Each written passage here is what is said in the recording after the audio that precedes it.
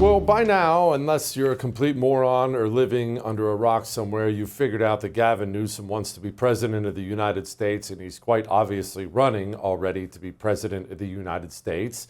But Gavin Newsom has a problem. He's governor of California. Beautiful and wonderful as California is, it's viewed as a complete commie, left-wing, kooky state full of nutballs, and that's going to be a hard sell in swing states, and Gavin Newsom is no moron. He knows this, so what's the game? Well, he's having sharp people on the right on to, I guess, spar with a little, maybe? Joining me now, one of those people, Sean Spicer, who you know, host of the wonderful Sean Spicer Show. Sean, you went and sat down with the old governor. How was that? Actually kind of enjoyed it. We had a really interesting civil discussion. I think, look, he's got a big audience. There's no doubt about it. And I got to make a pretty, I think, compelling case about what President Trump's doing and why his policies are moving the country in the right direction. So if I can open the eyes up of a bunch of people who don't see that, that's great, right? You and I both have shows on the First Television Network and on YouTube. And I think when people on the left have their eyes opened to the reality of what's going on and the policies that we're offering and the solutions and the results, a lot of times I hear people saying, I've never heard that before. Huh. So I'm sort of evangelizing the left, I think, anyway, getting out there. I'll take any opportunity. I'll go to any forum. My view is we're right. You know that phrase. And I like we should be willing to take our message pretty much anywhere. Sean, what was your measure of the guy? Obviously, I've never met him personally. Many people who have opinions all over the place. I am concerned, concerned that he's going to make a run at it. He's a prolific fundraiser, has access to a whole bunch of money, governor of the richest, most powerful state in the union. I think he's going to make a very serious run at it. Do you? 100%. 100%. He is like, look, I talked to him off camera about this because I do a morning show on my YouTube channel called The Morning Meeting. And Mark Halper and I have a little bit of bet going. I believe there's no question he's running for a million reasons.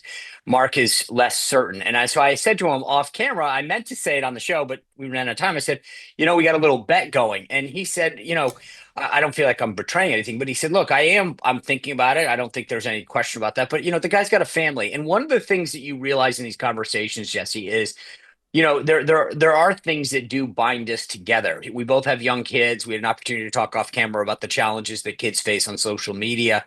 And so there are some things on a personal level that you can have a discussion with somebody about that aren't necessarily political in nature, that you might share some common issues with. And in this case, I think we both had a very off-camera discussion about the challenges that young kids face today and with respect to social media.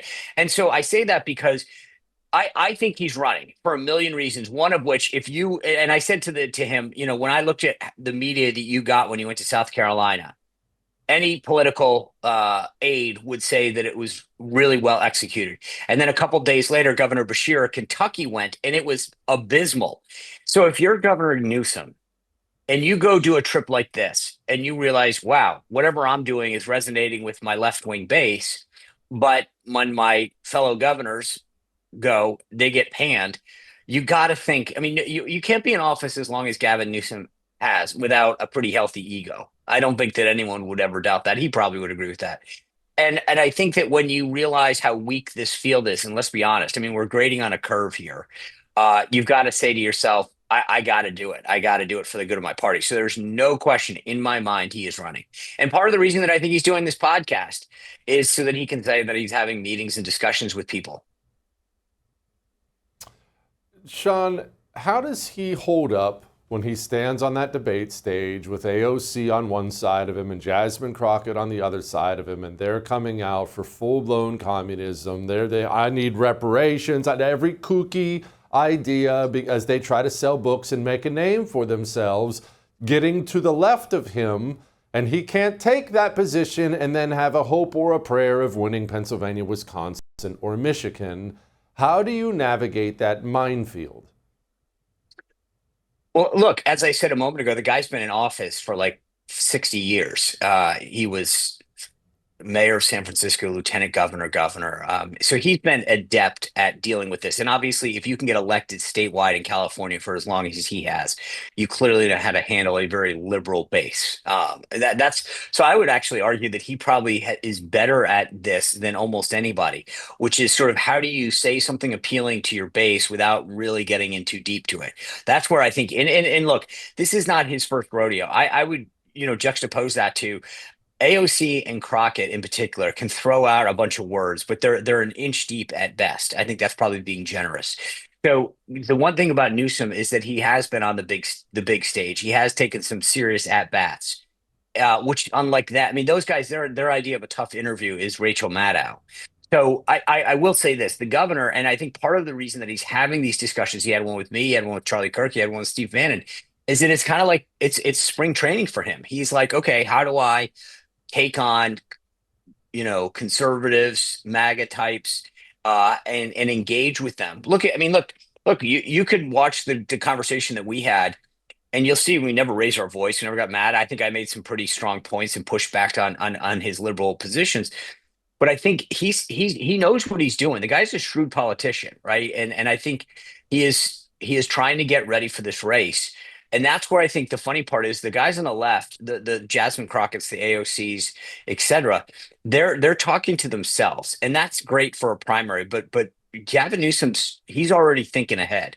And as I said earlier, Jesse, you look at this field, it is so pathetic. I literally I think to myself, if I were a Democratic governor right now, why wouldn't you get into this race? It is so pathetically weak. Is there a concern, Sean, that you're helping him get ready? You mentioned it's spring training. Well, you're the opposition team helping him get ready for the season. Is there a Yeah. concern with that? Yeah, I got a bunch of pushback that said you're platforming this guy. He's got 200,000 people. Look, at the end of the day, if you're watching Gavin Newsom, I would argue the opposite. I'm out there evangelizing these folks who have gotten spoon-fed left-wing talking points and told that Donald Trump is horrible and bad. And I got on to Gavin Newsom's, I got platformed by him to tell his audience why what Donald Trump is doing and what the MAGA movement is doing is moving this country in a better, safer, more prosperous way. So, look, if we want to talk to ourselves, then great. But at the end of the day, what Donald Trump did in the last election, he went places, he did things that no other politician would do, and he was rewarded with the popular vote in winning every battleground state. It wasn't because he sat in a hole and just talked to, went on War Room with Steve Bannon or I'm Right with Jesse Kelly or even Sean Spicer. This guy went everywhere and he put a message and he was rewarded with not just the votes, but think about the number of young men, black men and women, black men and Hispanics. He was rewarded because he went places and he took that message of America first and a results oriented record.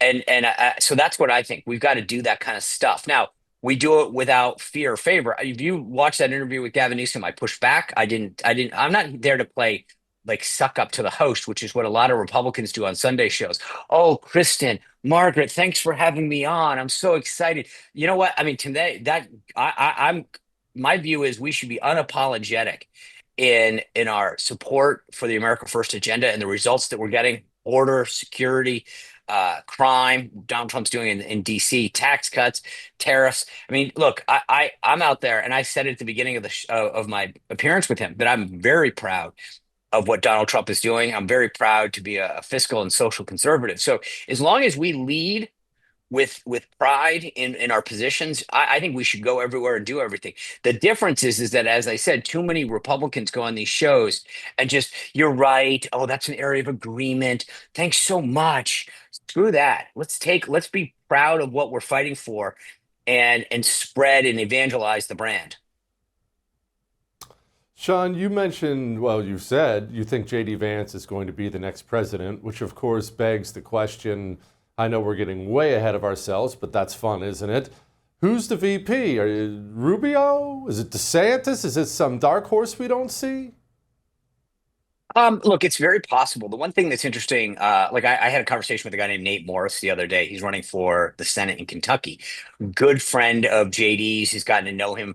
My point in saying that, Jesse, is that JD is going to cultivate a whole nother group of folks into the America First agenda. Now, On his face, I think Marco Rubio would be fantastic. He is shown to be an unbelievable warrior in the America First agenda as Secretary of State. But my former colleague, Sarah Huckabee Sanders, has been really digging into the Maha movement in Arkansas, making Arkansas a better state, a healthier state. So she'd be another great pick. Look, the one difference between our side and theirs is that you and I could probably spend 2 hours going back and forth creating a list, and that would be the short list of people who would make a great vice president. I can't even tell you who'd make a great president on the left, and I'm being trying to be objective, and that's the difference between our side and theirs. We're full of ideas. You think about Trump's cabinet. I've said this every time when Trump has a cabinet meeting, I get excited. It's like a report card to the American people. Every one of them goes around the room and has to say, "Here's what I've done in the last 30 days." And every one of them, I go, you know what? That person could be a vice president. Many of them could be president. So our side on the right is not lacking in depth. Their side is really pathetic. What about Glenn Youngkin, Sean? It's hard to ignore the man who won the governorship in a state that was thought to be very blue, has done quite well in that state, yet you never hear his name. Yeah, I live in that state. I mean, look, I think Governor Youngkin's done a lot of good in Virginia. I'm, considering where we were, but a couple things politically, and I don't mean this in a disparaging way, Jesse, but Youngkin McAuliffe lost that race more than Youngkin won it. Um, and Okay. and when we look at what we've got, we've lost the House, we've lost the Senate under his tenure. So I would just argue that look, he's been a great governor, so I'm not trying to be disparaging, but at the end of the day, what are you campaigning on? What have you done in the Commonwealth of Virginia? We lost both houses of the state legislature here in Virginia. Um, so I'm really not sure what you campaign on. What is it that he did? He didn't cut taxes. He didn't, there's nothing that he can turn to and say, I got this done and I'm campaigning on it. So I think, look, he did a great job getting Virginia back on track, considering where it was headed. Terry McAuliffe would have been an absolute disaster as governor again. But at the end of the day, as somebody who lives in the Commonwealth of Virginia, I'm not entirely sure what the case that he would make would be. Sean, thank you as always, my brother. Come back soon.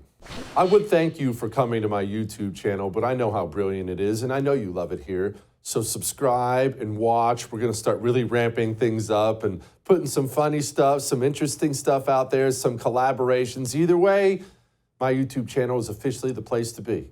So stick around.